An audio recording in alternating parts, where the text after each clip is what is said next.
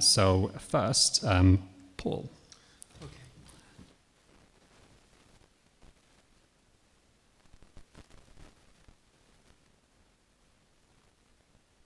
Surrender. Okay.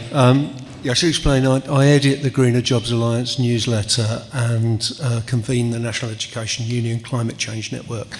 But I'm speaking in a personal capacity because both those organisations contain quite wide views on China. This is my view. China's response to the climate crisis aims to build a moderately prosperous socialist society as an ecological civilization. The connection between the two is expressed in the two mountains proposition popularised by Xi Jinping, that green mountains with clear water are as valuable as mountains of gold and silver. So as China grows, it will grow greener. So it's not socialism with green bits, let alone a Khrushchevite vision of the conquest of nature, but green socialism. And the socialism is essential to the greenness. One Australian commentator put it in the grudging way that Western commentators tend to do. The authoritarian regime, his phrase, put the heft of the state behind clean technologies at a scale and pace difficult to imagine in most democracies. What that means is that if you have socialist planning, you can make strategic decisions for the common good that won't be sabotaged by the vested interests that buy elections and control Western democracies. Or as a Canadian commentator put it, China is pushing power sector transformation through central planning. It can build clean infrastructure quickly because China sees the old fossil fuel growth model as increasingly unable to sustain long-term prosperity. To put that another way, if the socialism that's built isn't green, it won't last.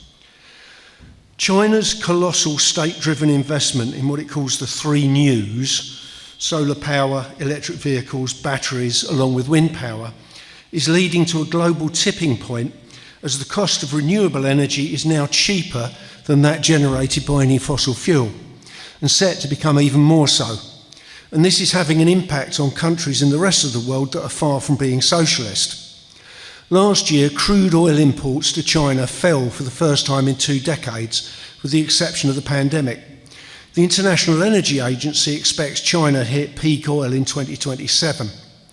As China had driven 2/3 of the growth in global oil demand in the decade to 2023, that means that global oil demand is set to plateau and then drop before 2030. This makes continued investment in fossil fuel exploration or power plants increasingly risky. Banks that have traditionally put huge resources into fossil fuel investments are beginning to get cold feet, even as they row back on explicit green commitments. This is, paradoxically, putting the US fossil fuel drive at odds with markets. This is because the sheer scale of China's investments is mind-boggling, and this is increasingly the core driver of China's economy, which is having a global knock-on effect. I mean, at the risk of repeating the points everybody else has made, with just 17.2% of the world's people, China has half of the world's solar, half of the world's wind power, and half of the world's electric cars. Of every 4 offshore wind turbines to be installed globally this year, 3 of them will be in China. Last year, China installed as much renewable power in 1 year as the US has in its entire history. In April this year, just 1 month, China installed more solar power than Australia has in its entire history at a rate equivalent to a conventional power station every 8 minutes. They're building, as Fiona said, they're building these enormous solar and wind farms in arid parts of the Western interior. And to give an idea of the scale of these things, they're 2/3 of the way through building a solar farm in Tibet that's the size of Chicago. As a result, China's domestic emissions are peaking, even as demand for energy increases.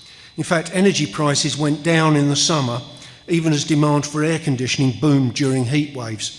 Emissions were down 1.6% in the first half of this year. That's vital because China's emissions are 30% of the global total, and if they get it wrong, we're all in trouble. China now has 57% of its electricity generated by renewables, compared to just over 50% to the UK. Right? Coal power is still massive in China, and its rise to prosperity came through climbing up a mountain of it.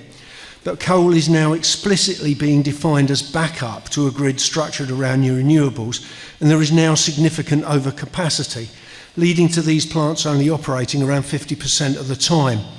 Coal consumption dropped by 2.6% in the first half of this year, even as the economy grew by 5%.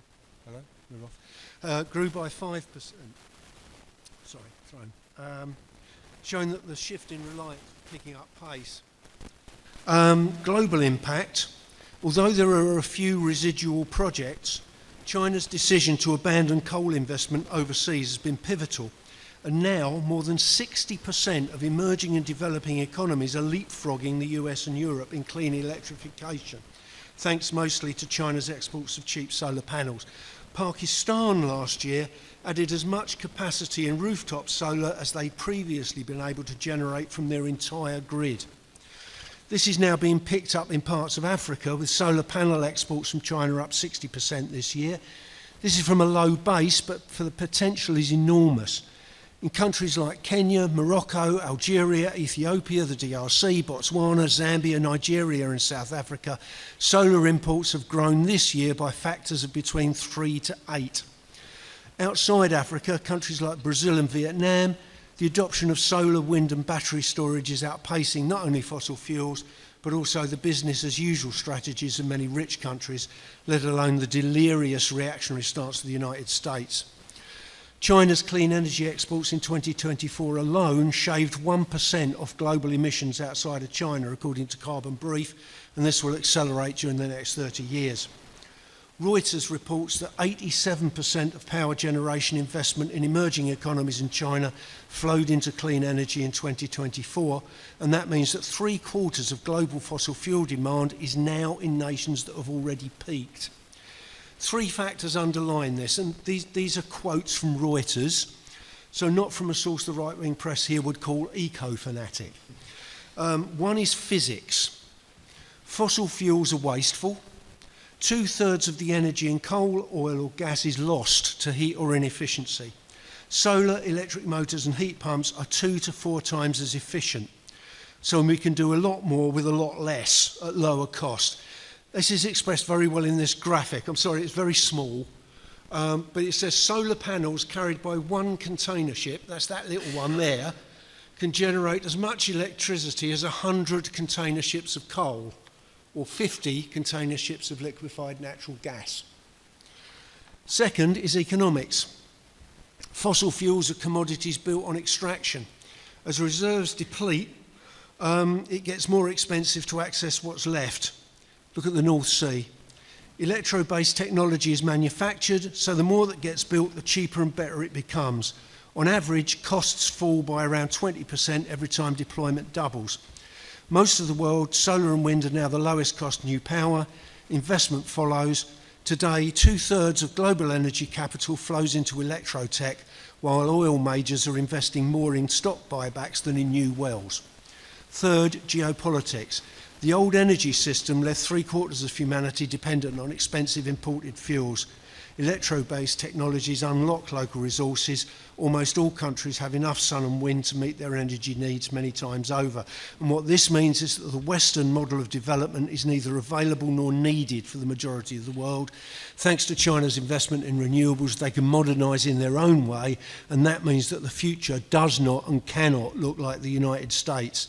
And to elaborate on that last point, China is leading on climate because it is not doing what the US is doing, nor following it in a race to the bottom. Ma Xiaozhu, China's Vice Foreign Minister, says, regardless of how the international situation evolves, China's proactive actions to address climate change will not slow down. As we know, the Trump administration is locking the US into a suicidal entrenchment in increasingly outmoded fossil fuel technology.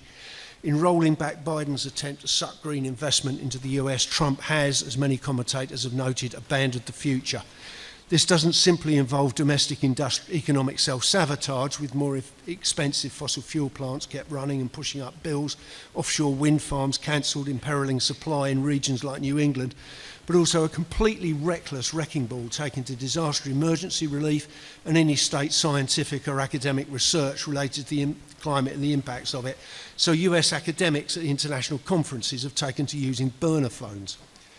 That means that US policy is based on a set of lies about climate change and actively has to suppress the truth about it. Part of the Trump's trade offensive has been to get the US's subordinate allies to buy its exports of LNG, whether they need it or not. And some of this involves fantasy figures, and the US-UK nuclear deal is similarly fanciful.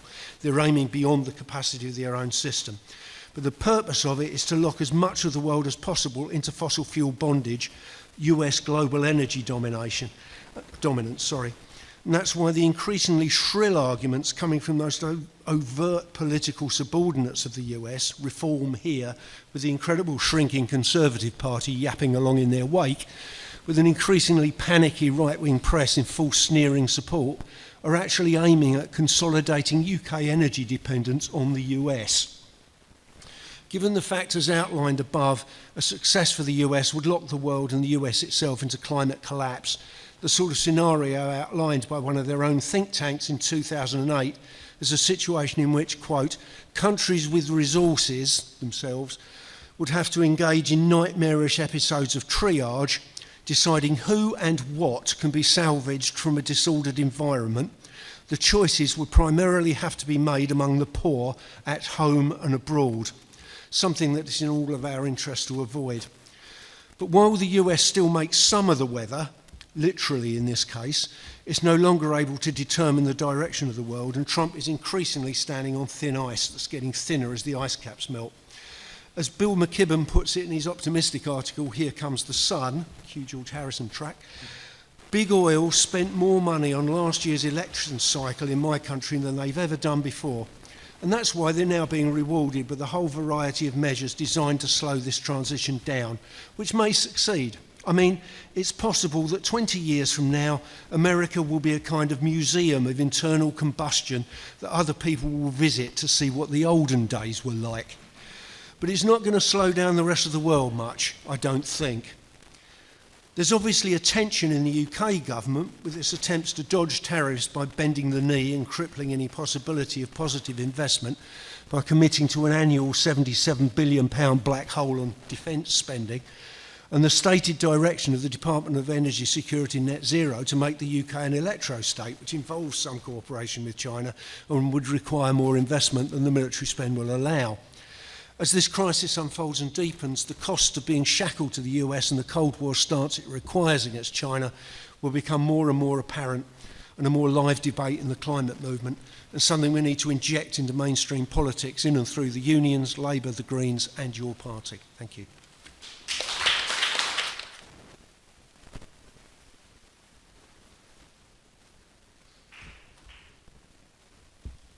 Thanks so much, Paul, for that excellent contribution, and pointing out the importance of the connection between socialism and green development. You know, the Chinese believe you can't have socialism without prosperity, and you can't have prosperity without a viable ecosystem.